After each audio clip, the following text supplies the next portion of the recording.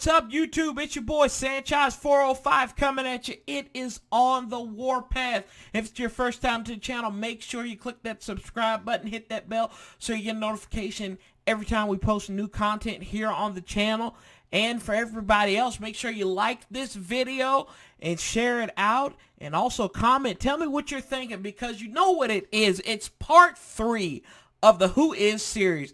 We went from the head man to the defensive boss. Now we're going to the other side of the ball, and it is the offensive side of the ball. What they say, chicks dig the long ball. And it's a return of someone who's familiar to the burgundy and gold. You know, some people say Son of Sam, but it's Son of Norv. It sounds like it could be a Star Wars movie. The Turner Strikes Back. How about that one? But it is Mr. Scott Michael Turner. Like I said, Norv's little boy has grown up, and he is coming to lead the Redskins offense, hopefully back to prominence, and help quarterback Dwayne Haskins reach a new level at the position of quarterback and achieve some greatness here in the National Football League in year 2.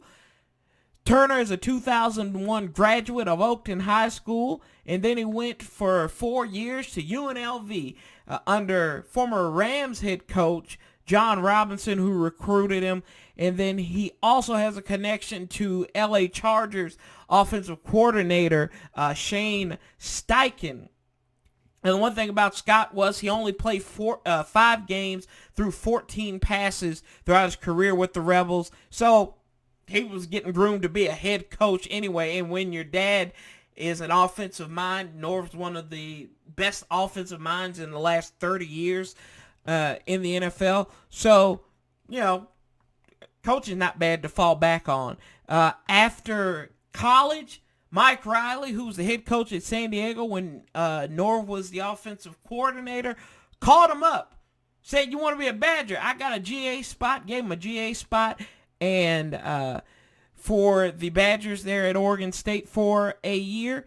And then he moved on. He returned back home to his roots in Northern Virginia, and he became the offensive coordinator. Now, you might go and look, and it says he was the head coach in some spots. He's actually the offensive coordinator for the South County High School Stallions.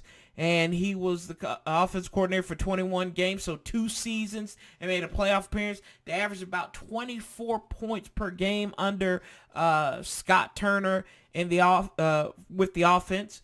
But after those 2 years, another one of Norv Turner's friends. There's a trend here. You'll see it. Dave Wannstedt, who was the defensive coordinator in Dallas when Norv was in Dallas as the OC, and then he was also the head coach in Miami, and Norv came in and was the offensive coordinator there for a little bit. Called him up to become a Yinzer up there in Western Pennsylvania to help him on the offensive side of the ball with the Pitt Panthers. So he was coaching up there in the Steel City as an offensive assistant from 2008 to 2009. Then in 2010, he was promoted to wide receivers coach.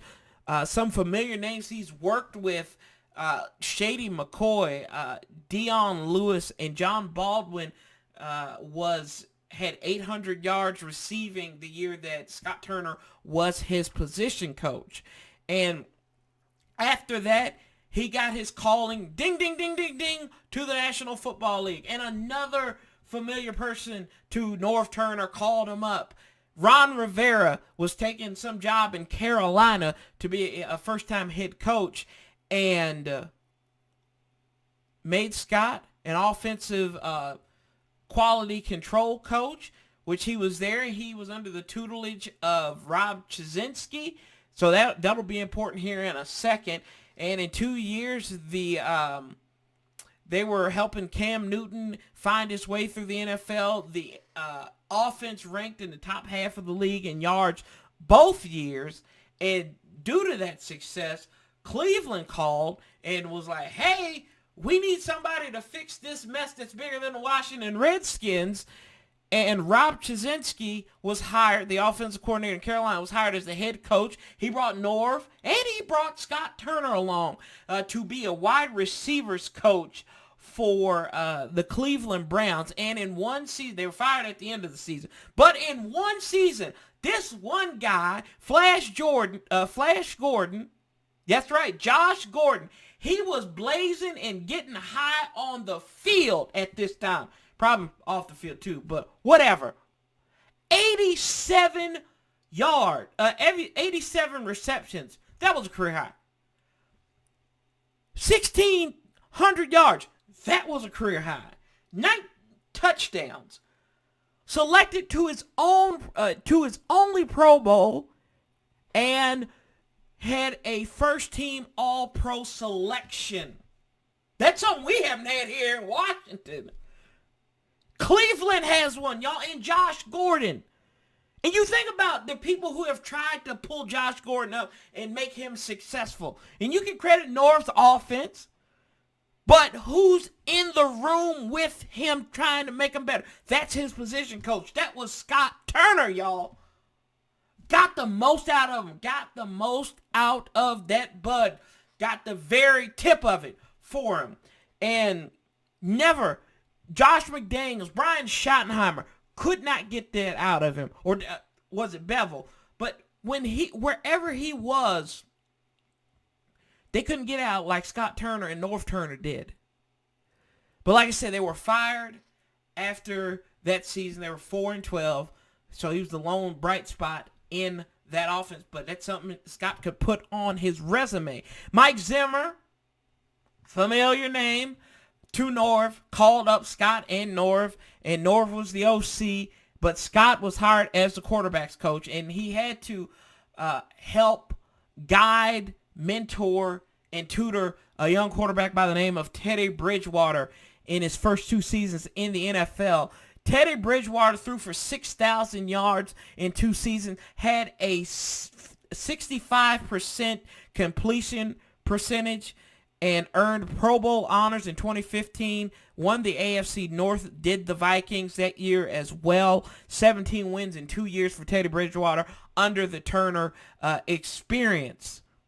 But I don't think this is his biggest claim to fame in Minnesota, right? The biggest thing was he had to work with the biggest con artists in NFL history. No, I'm not talking about Kirk Cousins, because Kirk was still in Washington. The biggest con artist in Sam Bradford, the man who could never win more than 7 games in a season. Sam Bradford, guess what? 72% of his passes were completed under Turner, with Turner. Almost 4,000 yards. But this is another big thing. He threw 20 touchdown passes to only 5 interceptions. 4-to-1 touchdown to interception ratio. They start out 5-0, but the bottom fell out because it's Sam Bradford. They finished they lost 8 out of their last 11 games. But that's impressive to get that out of Sam Bradford. Yeah, when he was playing the Rams, it seemed like we played him every year. Beat up almost once, but he wasn't that much to write home about. But to get that out of him was amazing. And this was a year that they did not have Adrian Peterson because Adrian had those off-the-field issues. So in 17, they were fired after the end of the 16 season. And then in 17, he spent a year at Michigan as an offensive analyst for Jim Harbaugh. Ron Rivera comes calling again in 2018, and he returns as the quarterback's coach. Norv is the offensive coordinator. So he gets to work with Cam Newton. He gets to work with a talented quarterback. And Cam Newton set a record in 2018 in a shortened, he only played 14 games that year. Set a personal record. He completed the most passes that he's ever in his career, 320. He had a 68% completion of his passes. And think about this. He only completed 59%, almost 60% of his passes. He went up 8 percentage points under the Turners.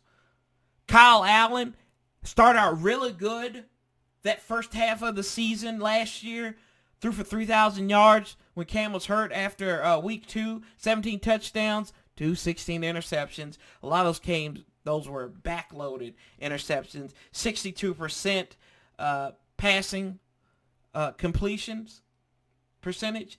After Ron Rivera was fired after the Redskins game, Norv was moved to a consultant, and Scott Turner pretty much auditioned for the offensive coordinator spot in Carolina.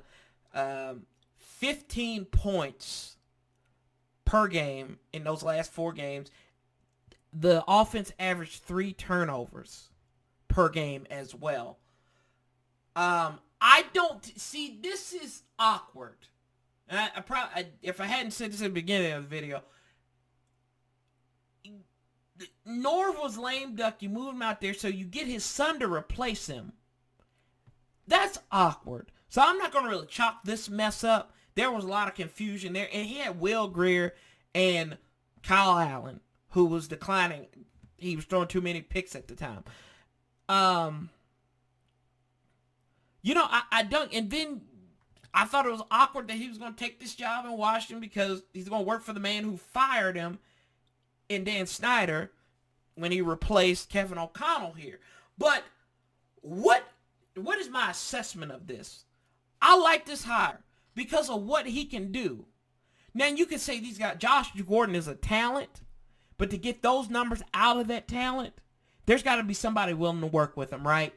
There's got to be somebody willing to work with Teddy Bridgewater to get a second-year quarterback to take those leaps and bounds that he did. Yes, he had Adrian Peterson in probably more of his prime.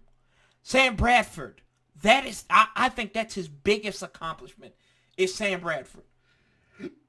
To get this guy, 72% of his passes were completed.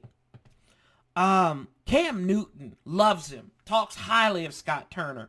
If you look at the All or Nothing, they had a good relationship. He is in there, he's talking to him, and it goes back to what I said in the Ron Rivera video. It's not handling these quarterbacks, it's working with them. And that's what Scott Turner looks like he was doing. He's working with these quarterbacks, he's getting the most out of them. So I think once they get on the field, now screw the think that, I know once they get on this field, he's going to get the most out of Dwayne Haskins. I think he's the right man for the job here. There's a lot of questions. There's a huge question mark on this offense, whether it's from who's going to be running the ball, how many touches you got, who's going to be opposite of Terry McLaurin, who's going to be tight end, what's the left side of the offensive line going to look like. We don't know. We don't know yet. But once they get on the field, they'll be able to compete, go out there, and I think when you got a dad like Norv Turner, and if he's half the offensive coordinator that his dad was, he's going to be all right, boys and girls. Scott Turner is, I think his ceiling is very high here in Washington, but with a young offensive mind, his time might be short. So we will see. I am looking forward to seeing what he can put together, what wrinkles he can add. And he threw shade at his pops, too. Don't forget that. He said his offense is more cerebral than his daddy's. So I think he's going to put Dwayne Haskins high percentage passes. High percentage of completion. Those are the passes that they're going to give Dwayne Haskins. You can even tell in the draft, we go out and get a boy like my guy Antonio Gibson. You had J.D. McKissick there, running backs who can go out of the backfield and utilize them. The special for this offense, I think, has the potential to be efficient. I don't think it's going to be the best that it can be. I think that'll take a year or maybe a half a season at the quickest. But he can develop this guy. He's got a track record of it. Scott Turner is your offensive coordinator for our Washington Redskins. And tell me what you think about Scott Turner. What are you looking forward to see? How do you think he's going to utilize some of these players? Adrian Peterson, somebody he's familiar with. What can he use for the old man who seems like he is an ageless wonder? Yeah, but as I always say here, I love you guys. I appreciate everything you do to help make this channel the best it can be. And if it's not for you guys, I'm not where I'm at. And we're not where we're at. So we appreciate you. And as always, we say here on the Warpath, love, peace, and hell. And I'll be talking to y'all real soon. I'm out.